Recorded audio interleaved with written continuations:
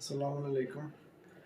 اچھا، میں کچھ چیزیں اور آپ سے شیئر کرنا چاہتا تھا جو میں جو اپنے دین کی طرف آیا، اس کی کچھ وجوہات ایسی خاص نہیں تھیں، لیکن اصل وجہ تھی میرے پیٹ میں ایک دفعہ درد ہوا۔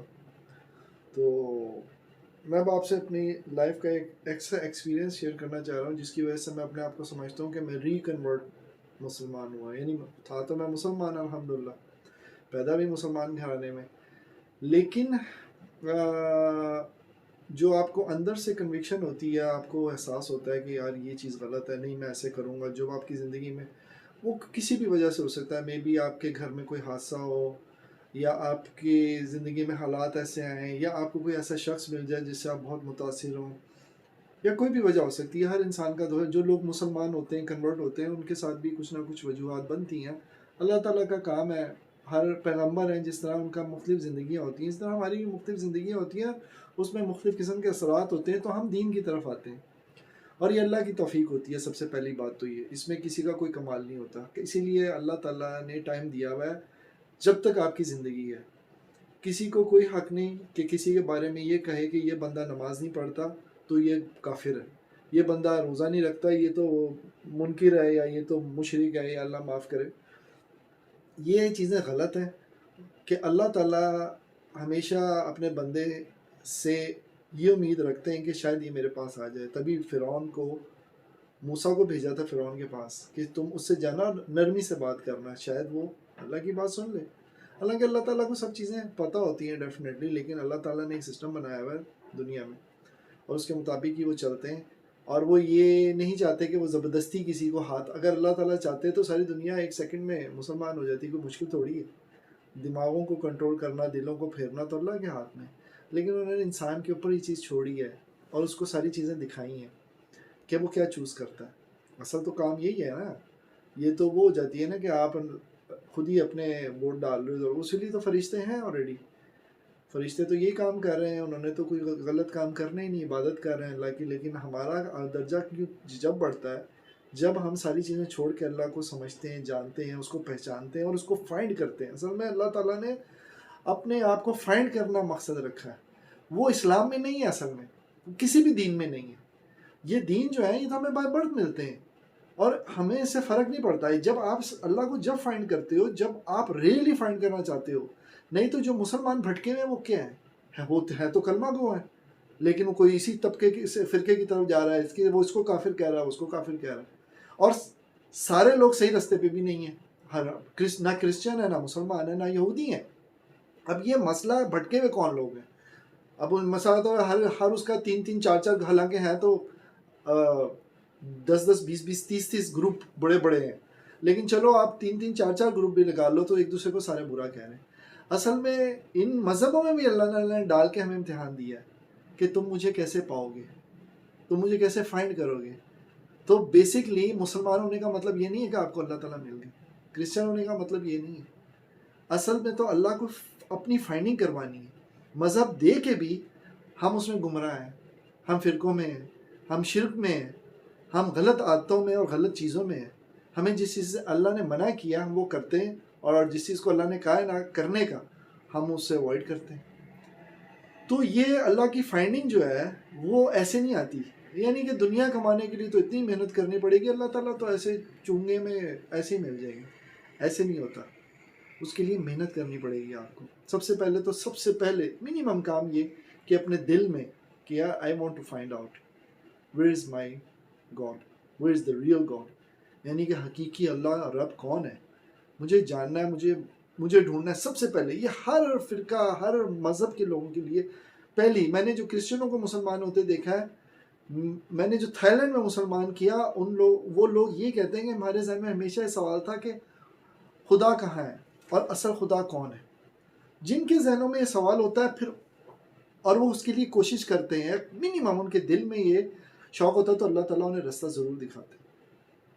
لیکن جن میں غروریت ہوتی ہے، جن میں مغروریت ہوتی ہے، جن کو ہوتا ہے کہ ہم بس ٹھیک ہے، ہم کبھی ٹھیک ہو ہی نہیں سکتے۔ میں اپنے آپ کو کہہ رہا ہوں، میری تو کوئی نالج ہی نہیں ہے، اور میں کبھی بھی سیکھ نہیں ہوں، میں ہمیشہ لرن کروں گا، ہمیشہ سیکھوں گا۔ میں جو آپ سے بات کر رہا ہوں اس میں کچھ شاید بھی غلط بھی بات ہو سکتی ہے، لیکن میری انٹینشن جو ہے وہ پیورلی اللہ کے لیے، اصل چیز یہ ہے۔ مجھے اپنی جو ریکارڈنگ ہے وہ ہر 5 منٹ بعد میری ریکارڈنگ اسٹاپ ہو جاتی ہے، تو مجھے دوبارہ سے وہ کرنا پڑتا ہے. آئی ہوپ کہ آپ سمجھ گئے ہوں گے.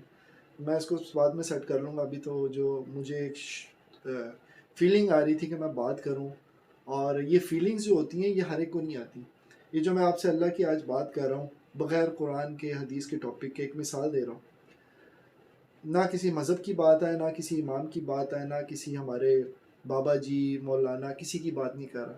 یہ جو میں خالص اللہ کی بات آپ سے کر رہا ہوں، جو انسان اور اللہ کا تعلق ہے اور اس کو فائنڈ کرنے کا وے ہے، اس کے اندر صرف یہ جو میری فیلنگ ہے نا، جو میں آپ سے بات کر رہا ہوں، یہ بڑی یونیک ہے.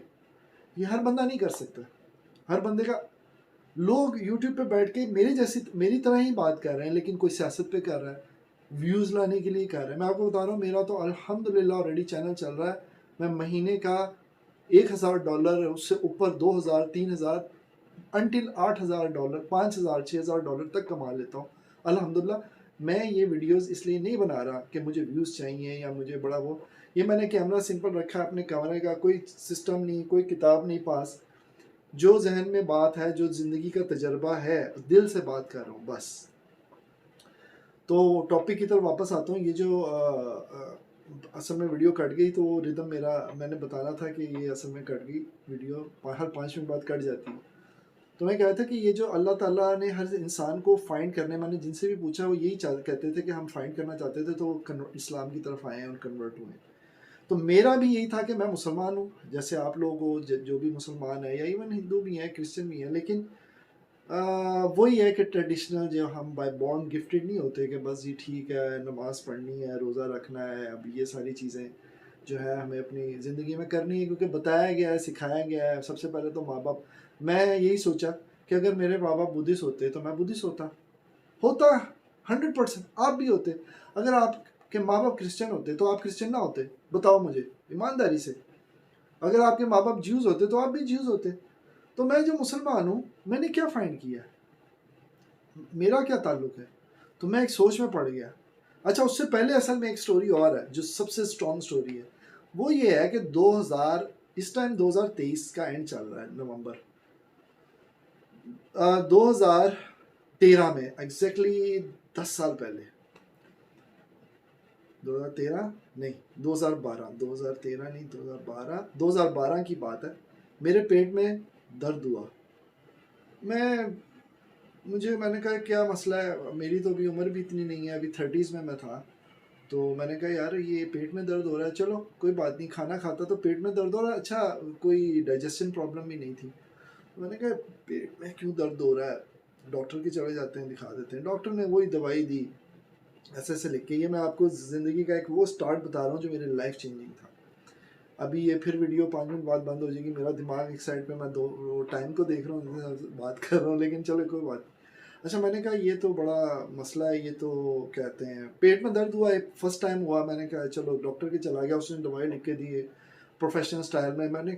اچھا میں گھر آیا، میں نے سوچا، میں نے کہا اس نے مجھ سے یہ نہیں پوچھا کہ میری طبیعت کیوں خراب ہے، میں سویا صحیح نہیں ہوں، یا میرے پہ کوئی کام کا لوڈ ہے، میں نے کچھ غلط کھا لیا ہے. اچھا کئی چیزیں ہوتی ہیں. مجھے بہت زیادہ ٹینشن ہے، یا میرا کھانے میں کوئی مسئلہ ہے، یا میں سویا صحیح نہیں ہوں، یا مجھے ٹینشن ہے، یا کوئی میں نے دوائی. اس نے کچھ بھی نہیں پوچھا یار. اس نے تو ایوری تھنگ اوکے، مطلب اس نے پوچھا کہ اور کوئی بیماری بھی ہے تو میں سب ٹھیک کر دوں گا، مطلب ایک ڈاکٹر کے لیے. میں نے کہا نہیں بس یہی ہے. اس نے کہا ٹھیک ہے. انہوں نے دوائیاں لکھ کے دے دی. میں جب آیا تو میرے ذہن میں یہ سوال تھا. میں نے کہا یار یہ کس طرح کا بندہ ہے، اسے تو میری پرواہ ہی نہیں. اس نے تو مجھے ایسے جیسے مشین کے اندر تیل ڈال لو، یہ گراری چینج کر لو، یہ کر لو، مطلب مکینک کی طرح سے مجھے فیل ہوا. کیونکہ 100 مسئلے ہو جاتے ہیں. ہر چیز کی ریزن ہوتی ہے جب آپ بیمار ہوتے ہو. اگر آپ اس ریزن کو نہیں پکڑو گے تو یہ ساری زندگی چکر نہیں ختم ہوگا اور ان کا پیسہ بنتا رہے گا. اچھا میں یہ سوچا، میں نے کہا یار اس کو تو پرواہ نہیں تھی، لیکن چلو اب کیا کریں، اور تو کوئی رستہ نہیں ہے. آپ نے تکلیف اٹھانی ہے تو اور کیا رستہ ہے، ڈاکٹر ہی ہے، ڈاکٹر کے ہی جائیں گے. میں چلا گیا، دوائی لی، آگے. اور ٹریڈیشنل دوائیں تھیں، اینٹی بایوٹک تھی، کچھ ملٹی وائٹامن تھے، وہ پیٹ کا کوئی سیرپ تھا، وہ دودھ سا وائٹ کلر کا ہوتا ہے. وہ پین ختم ہو گئی. ہفتہ 2 ہفتے میں صحیح رہا، کوئی مسئلہ نہیں ہوا. اس کے بعد 2 ہفتے بعد تقریباً مجھے ویسی پھر تکلیف شروع ہو گئی. میں نے کہا یار یہ کیا مسئلہ ہے، یہ تو پھر وہی تکلیف شروع ہو گئی. ڈاکٹر نے تو دوائیاں دی تھی لیکن یہ پھر وہی مسئلہ ہو گیا ہے.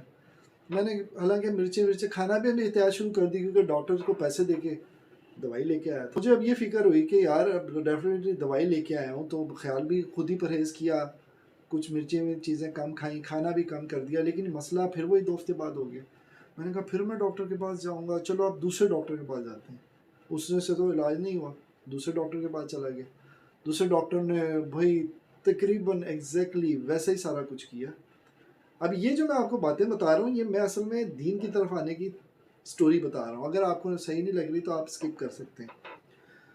तो मैं फिर गया जब दोबारा डॉक्टर के पास, तो उसने भी बिल्कुल तकरीबन उसका वही प्रोसेस था तकरीबन। उसने भी कोई ऐसी ख़ास चीज़ नहीं पूछी जो मुझे अच्छी तरह याद है।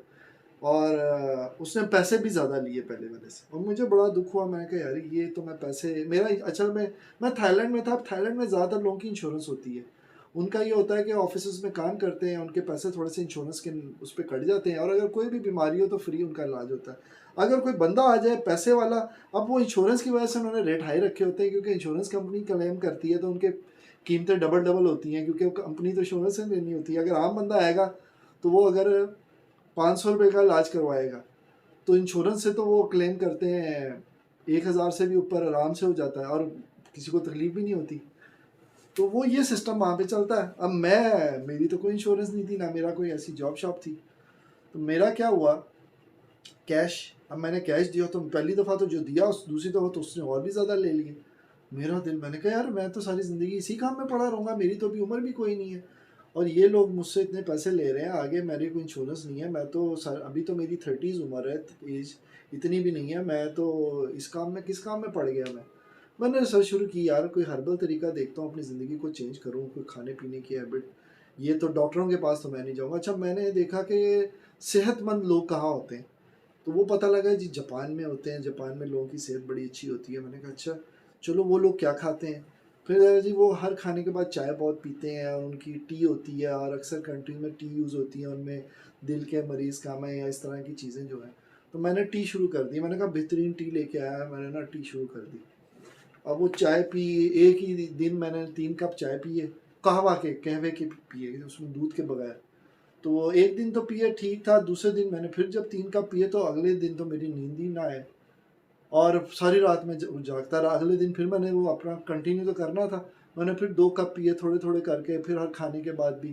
तो ठीक रहा मुझे, लेकिन अब मुझे नींद उड़ गई। अब उसमें कैफीन होती है, तो मैंने कहा यार ये तो बड़ा मसला है, ये तो मुझे नींद ही नहीं आ रही। मैं चाय अगर पी रहा हूँ तो मुझे नींद ही नहीं आ रही, और ये तो मुझे हाइपर एक्टिव कर रही है। फिर मैंने रिसर्च की, ये 2012 की बात बता रहा हूँ। फिर मैंने रिसर्च की, तो पता लगा कि पुराने ज़माने के हज़ारों साल पहले के लोग जो थे वो ये जड़ी बूटी इस्तेमाल करते थे, ये करते थे, ये है वो है। एक जगह मैंने ये शॉर्टली पढ़ा रिसर्च करते हुए कि शहद जो है वो हज़ारों साल पुराना है। अच्छा चलो, वो तो हज़ारों साल, बहुत सी चीज़ें पुरानी हैं, अब इसमें क्या है, वो तो गंदम भी है, चावल भी है, लोग हज़ारों सालों से यूज़ कर रहे हैं। तो लेकिन मैंने जब ये पढ़ा कि ये हिंदुइज़्म में, वो उसने आर्टिकल लिखा हुआ था शहद पे, कि ये हज़ारों साल पुराना है, और पुराना शहद पिरामिड से मिला था, फ़िरौन यूज़ करते थे मिस्र में। चलो कोई बात नहीं। फिर तो पता लगा कि शहद जो है वो हिंदुइज़्म में भी है। मैंने कहा ठीक है, मैं हिंदू तो नहीं हूँ, लेकिन चलो एक मज़हब के अंदर है, और वो सिद्धार्थ उनका था कोई, तो उसको बंदर ने शहद ला के दिया, वो बीमार था, तो चलो उनकी वो गीता वीता गीता और ये इनकी किताबों में जो भी उनकी रिस्पेक्टेड बुक है उनमें लिखा होगा। हम तो डेफिनेटली इतना उन पर बिलीव नहीं करते। लेकिन फिर मैंने पढ़ा कि ये तो क्रिश्चियनिटी में भी है। मैंने कहा अच्छा, क्रिश्चियनिटी में भी है कि अल्लाह ताला ने बाइबल में ईसा को कहा कि शहद खाओ, ये तुम्हारे लिए अच्छा है। वो दूसरी या दवाई आई। मैंने कहा अच्छा, ये तो बाइबल में भी है। फिर पता लगा जो यहूदी हैं, ज्यूज़ हैं, वो भी अपने बच्चा जब पैदा होता है तो पहला कतरा शहद का डालते हैं उसके मुंह में, और वो उसको बहुत ज़्यादा अहमियत देते हैं। तो उनकी भी हिस्ट्री हज़ारों साल पुरानी है। मैंने कहा सब, अब जब लास्ट में मैंने देखा, तकरीबन लास्ट में ही था आई थिंक, कि कुरान में भी लिखा हुआ है मुसलमानों के लिए, मुसलमानों की किताब जो कुरान है उसमें भी लिखा हुआ है। अब वो आर्टिकल तो एक जर्नल ही था, किसी गोरे का था, तो उस मुसलमानों की किताब कुरान में भी लिखा है, और आगे आयत भी लिखी थी, सूरह नहल की आयत, आखिरी आयत है कि पूरी इंसानियत के लिए इसके अंदर हमने शिफा डाल दी। जब मैंने यह आयत पढ़ी तो मैं घबरा गया। मैंने कहा ये क्या, कुरान में भी है? جب مجھے یہ پتہ چلا ہے قرآن میں تو میں بڑا شوق ہوا. میں نے کہا یار مجھے تو میری امی نے کبھی بتایا ہی نہیں. اب دیکھو نا میرے تو والدین نے بتایا نہیں. میں اتنی اچھی بڑی ایج کا عمر کا بندہ, میں بلیم سیدھا میں نے کیا میرے گھر والوں نے نہیں بتایا. مطلب میں نے کمپلیٹ اپنی ذمہ داری جو دین کی ہے ہمارے ذہن میں ہوتا ہے میری ماں بتائے گی, باپ بتائیں گے, ہماری ٹریننگ میں ہے, ہم نے تو کمانا ہے بھائی. یہ دین کا تو یا تو مولویوں کی ذمہ داری ہے یا پھر ماں باپ کی کہیں ذمہ داری ہے جو ہمیں بچپن سے بتاتے ہیں. باقی تو ہماری تو کوئی ذمہ داری نہیں. وہ ایک جو پردیس میں رہ کے تو ویسے ہی بندہ تھوڑا سا آؤٹ ہوا ہوتا ہے. تو میرے ذہن میں سب سے پہلے آیا بڑی بات ہے, یہ تو بہت بڑی بات ہے, یعنی قرآن میں ہے اور میں قرآن کی تو عزت کرتا ہوں ڈیفینیٹلی, اور میں مانتا ہوں میں مسلمان ہوں.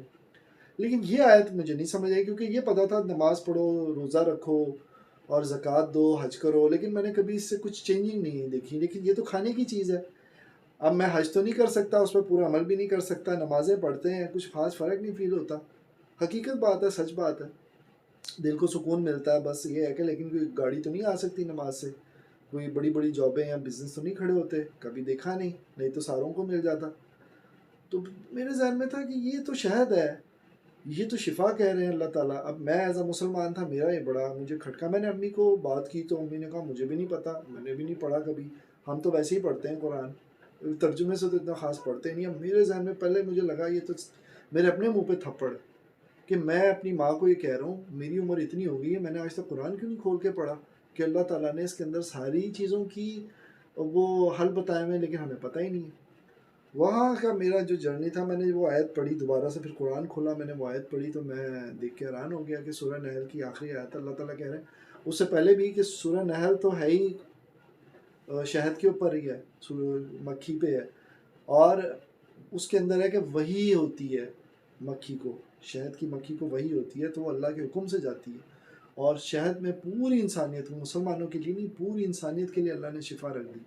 اب یہ بات مجھے ایسی دل میں کلک کر گئی.